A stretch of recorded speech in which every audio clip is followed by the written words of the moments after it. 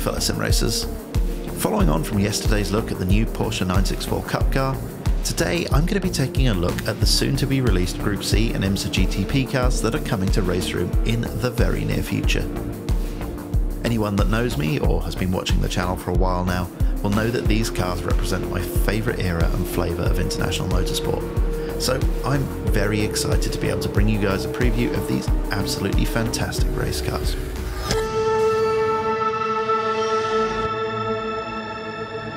Normally at this point in a video, I'd spend a little bit of time talking about why the formula or class of racing car I'm covering is interesting. But I'm going to assume that you're probably familiar with Group C sports cars and their US equivalent. So I'm going to dive straight into the detail and talk about what's so interesting about these two specific cars. We've been lucky enough to get representations of several Group C and GTP cars across various racing sims over the years. And understandably, most concentrate on what's regarded as the heyday of the formula in the mid to late 80s. However, the two cars coming to RaceRoom occupy the time period after that, where the cars were most technologically advanced and lap times were tumbling. In fact, in the last year of the World Sports Car Championship in 1992, the lap times set by the pole-sitting car were easily fast enough to qualify for the Formula 1 events held at those tracks that year. The cars in question are the Joest Porsche 962C, which was campaigned in Europe and the US in 92 and 93, and the Nissan R90CK. The R90C series and its descendants competed variously in Japan, Europe and the US between 1990 and 1992. As a complete Group C fanatic, these are cars that I've wanted to see brought to sim racing and RaceRoom in particular for a very long time, but more on that later. When I was offered the opportunity to preview these cars for you guys, I of course jumped at the chance. So it's fair to say that these cars have a weight of expectation to measure up to, and let me tell you, they do not disappoint.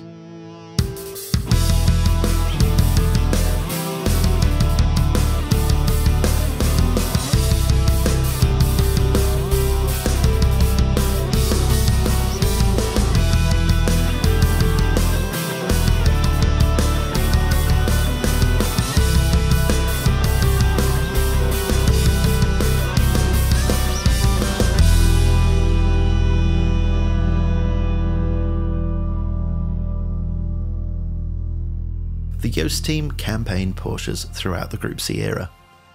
The 962s represented in RaceRoom were delivered to Team Joest in 1989 after Porsche cancelled their factory racing program the previous year. Joest then developed the car with factory support into the form you see here, which first ran in 92. For me, this is a most interesting prototype, as it essentially covers both ends of the Group C timeline. Of course, the 962 was itself a slight revision of the 956 platform that debuted in 82. So, by the end of the Group C era in 1993, this car was rapidly starting to resemble a dinosaur, with its aluminium chassis and aging aero package. But a big part of Joest's development work, figuratively and literally, was the massive biplane rear wing, which was necessary to match the aerodynamic advances that had been brought by Jaguar, Peugeot, Toyota and Nissan. And it worked. To give you an idea, at the 1993 Le Mans test, the high downforce car managed to lap a staggering 7 seconds quicker than the low downforce longtail variant. And don't forget, the longtail was built specifically to be fast at Le Mans. The 962 was always regarded as one of the more manageable Group C cars, thanks in part to its smooth power delivery and pretty neutral handling characteristics. And this comes across in the Joest version in RaceRoom. However, as you pick up speed and work that massive rear wing, things get pretty interesting. Alex from Sector 3 was kind enough to provide me with some numbers to help contextualize just how much downforce this monster can produce. 2,500 kilograms at 200 miles per hour.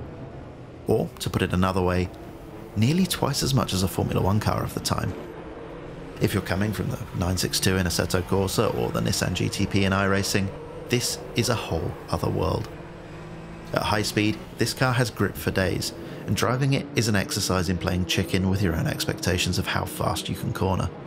But that's only the case when the aero is working hard. At slow speeds, in the very tight stuff, it is a little ungainly, just as you'd expect from a car with massive tyres and a spool differential. And honestly, just as you'd expect is exactly how I'd describe the driving characteristics of this car. As someone that spends a lot of time driving Group C prototypes in various racing sims, I can tell you that this car had an immediately familiar feel, while of course having its own distinct personality, thanks in no small part to that giant biplane wing. Something to note is that at this time there's no in-game boost adjustment, and the car's set with the system at 1.4 bar, producing a more than reasonable 740 brake horsepower, a sensible setting for sprint length races. And while we're talking about the turbo, let's talk sound. By now, everyone's familiar with RaceRoom's reputation for the quality of the sound design, and the Joest 962C carries this tradition with aplomb. While in general, the car is a bit of a treat for your ears, it does do one thing that rather stands out.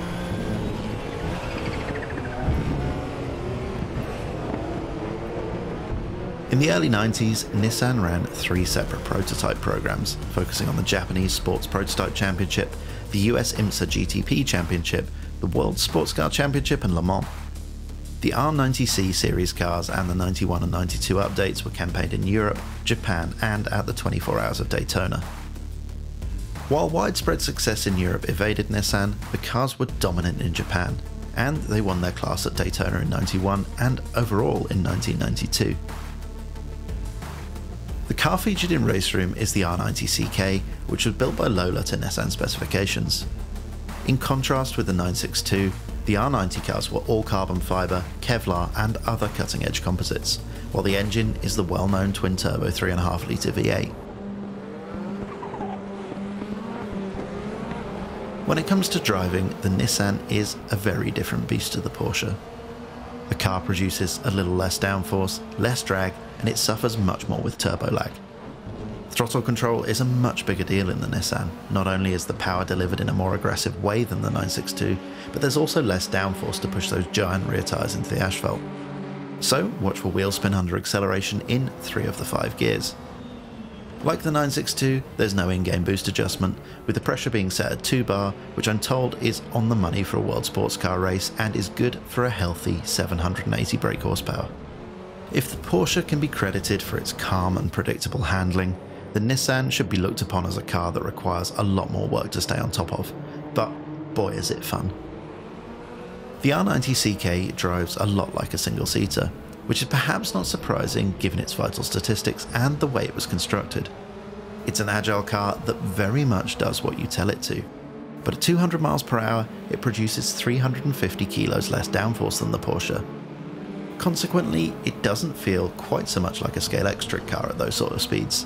That being said, 2 and a bit metric tons of downforce is plenty. This car is probably most famous for Mark Blundell's qualifying lap at Le Mans in 1990. The story goes that on his outlap the turbo wastegate stuck, allowing the boost pressure to rise, providing Blundell with an estimated 1100 brake horsepower for his qualifying lap. Not only did he claim pole, but he did so by an astonishing 6 seconds. The onboard footage from this is really something, and if you've not seen it, go and check it out. I mentioned earlier in the video that I was particularly happy that these cars were coming to RaceRoom, so let me explain why. Thanks to the diversity of content in the sim, there's already a great selection of cars that competed alongside these prototypes in lower classes. The most interesting of these are the IMSA GTO cars, which, while interesting cars in their own right, help make for some really mixed, exciting multi-class racing. The speed difference between the prototypes and GTOs in a straight line is tremendous, but in lower speed corners, the advantage is gone. Cutting through the traffic requires real work, and this makes for some of the most entertaining single-player racing I've ever had in a racing sim. Something else that should be commended is the choice of cars. Sector 3 have a history of including a mixture of big hitters and slightly less well-known cars in RaceRoom, rather than just replicating the sort of content that's done to death in other sims. While the Nissan is certainly well known, it's surprisingly not very well represented across the major sims. However, the 962 is common as muck, so it's great to see a different take on the subject with the inclusion of Joest's mongrel aero beast, rather than another run-of-the-mill factory spec Porsche. And the beauty of this approach is that these two cars offer pretty contrasting driving experiences. The Porsche behaves like a GT car that suddenly discovered a whole bunch of downforce, while the Nissan feels much closer to a single-seater. These cars are sure to be popular. They tick all the boxes. They're fast, fun, drive well, and importantly, they represent one of motorsport's real high points. And honestly, I can't wait for you guys to get your hands on these. If you're interested in picking up the new Group C cars, they'll be available from the RaceRoom store very soon. I don't have an exact release date, but I'll update the top comment when I do. So that brings us to the end of today's video. Join me again next week while I'll be taking a look at the SimLabs GT1 Evo cockpit. I hope you enjoyed the video. If you did, it would be great if you could hit the like button and subscribe to the channel so you can see more content like this. So all that's left to say is goodbye, thank you for watching, and enjoy the rest of your day.